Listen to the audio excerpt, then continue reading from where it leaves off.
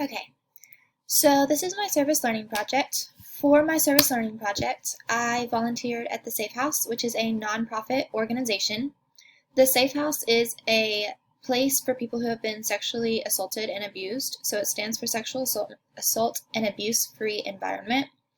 It provides free services for any victim of sexual assault along with their families. So anyone who was affected by the sexual assault, it helps out and they will give services too.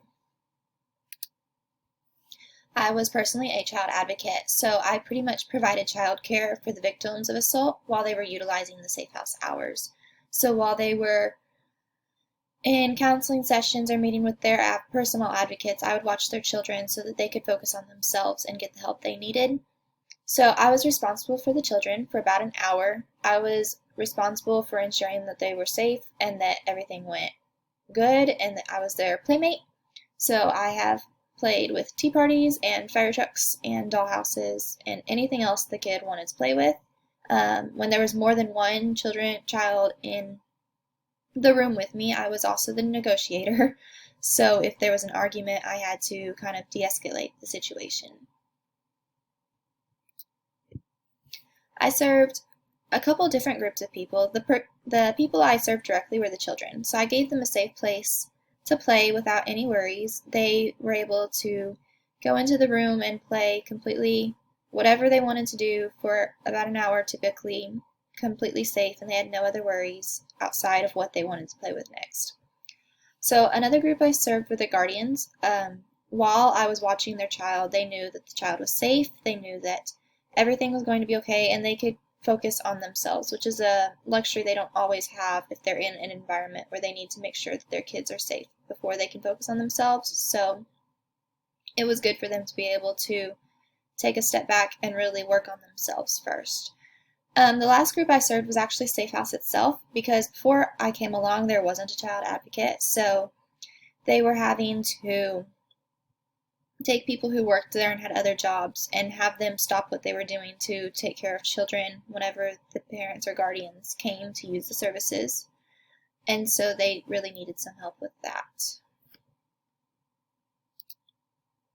There was a need for my service because, like I said before me, there wasn't anyone to watch the children when the guardians were using their services. There was one girl who would have 10 other jobs, it seems like, and she would have to stop what she was doing to watch the kids during that time. And so since I came along, she's able to do her work continually, and it's just they're always short-staffed, so any extra hands help. I would provide this service by providing childcare every Tuesday afternoon, so there's a group session around that time, and some of the people bring their kids because there's nowhere else for them to go at the time. So I would go in and watch their kids for an hour, depending on who all showed up. So there were a couple of parallels to the class.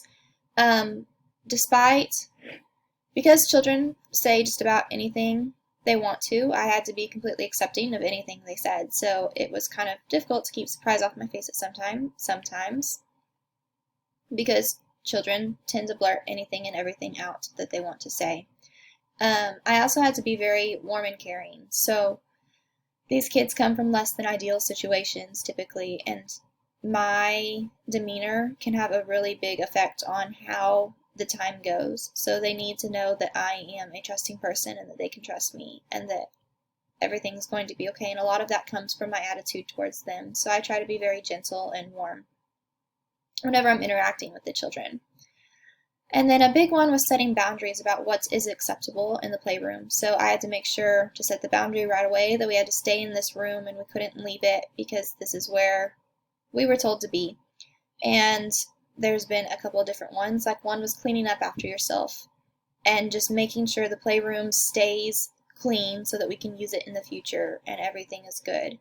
The last one I had to set was that there was a Nerf gun in the playroom, so I had to make sure that the Nerf gun, we had to set the boundary that feet and below, it could not be shot above the feet, so that was a fun one.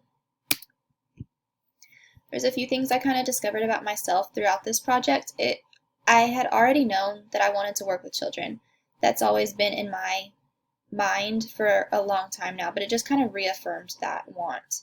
and kind of like helped me realize that I really can do this, that it's something that is within my reach. It also kind of helped me work on my patience, kind of made me realize that I do have a good amount of patience, which is more abundant whenever you're working with young children for a prolonged period of time.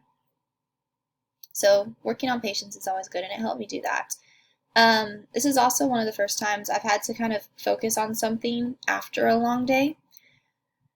So Tuesdays are typically my longest day without Safe House, and so sometimes I was really tired going into it, but I always had to like give the child my full attention and completely pay attention to anything they were saying or doing. And so it was good for me to realize that I am capable of doing that. And this is also one of the first times I had to be flexible in my schedule a few times. I'd get called in kind of unexpectedly, or I had to go because no one showed up, and it just kind of like showed me that if something's that important to me, I will be able to work around it in things that aren't as flexible. There were a few things that I learned about others throughout this time. One of the big things that I learned, like going into this, I had no idea how these children would react because I knew they were coming from situations that aren't the best, and I don't necessarily have experience with children coming from these kinds of situations. So I didn't know how they were going to act or what it was going to be like, but it kind of came to realize that all children, no matter where they come from, they love to play. Children are children. It doesn't matter what they've been through, they're resilient, and they're going to, when they see a room full of toys, they're going to smile and want to stay there and play. Another thing is like everyone's trying their best to get by. So these parents or guardians come from horrible situations, and their love for their kid is so clear whenever they see them. And it's just so neat to see that everyone's just trying so hard to get better and to get by with their lives the best they can. An unfortunate thing I discovered is that some people can be unreliable. So there were some days where I would show up and no one came. Even the counselor who was leading the group sessions didn't know they were going to come, so that was always kind of discouraging, and it's just hard whenever you set aside time to help someone and they just don't show up. And then the last thing I kind of rediscovered was that children really do best whenever there's plans and routines and at least a little bit of structure. It just makes everything go better whenever it's not a free-for-all. There were several rewarding parts about this experience. So the best thing was the smiles whenever the children walked into the room and they saw all these toys. They would always get so excited that they could play with anything they wanted. It was also really cool to be incorporated into their worlds. So I hadn't known these children for 5 minutes, and they were wanting me to play with them and to sit down and just play pretend, and they were so excited to have another playmate to be with. So that was always really cool. And then kind of going along with that, the trusting nature of children. Like I said, I hadn't known these children for long, and they don't come from the best situations, but they trusted me really quickly, and so that was always fun and it made me feel good. And then I just like to help people. It's something that I've always kind of liked, and so knowing that I set aside time every week to help someone is always a really big rewarding thing for me. There were a few discouraging points throughout this experience. Like I said, people wouldn't always show up like they had planned to, and they wouldn't let anyone know. So we were expecting one thing, and then I just went back to my dorm because no one showed up. There was one time where I was sprayed with hand sanitizer, so that was kind of difficult and hard to keep my frustration from being a parent. In the end, everything worked out, but that was not the most fun part throughout this experience. And then there was always a few times where there would be temper tantrums thrown when it was time to go. So that was always hard to watch the kid kind of just lose control after they had behaved so well with me whenever their parents came into the room. So going along with the temper tantrums, if I could change one thing, I would start setting a timer from the beginning. So the first few weeks I did this, I didn't set any timer about when it was time to go, and the parent would just walk in, and then the kid wouldn't be ready to go. So one week I decided to set a timer for an hour, and I let them know whenever this timer goes off, it's time to stop playing and to clean up, and it's time to go.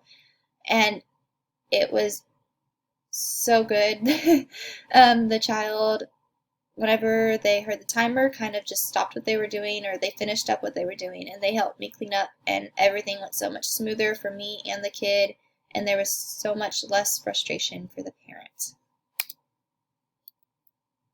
And that's all. So thank you.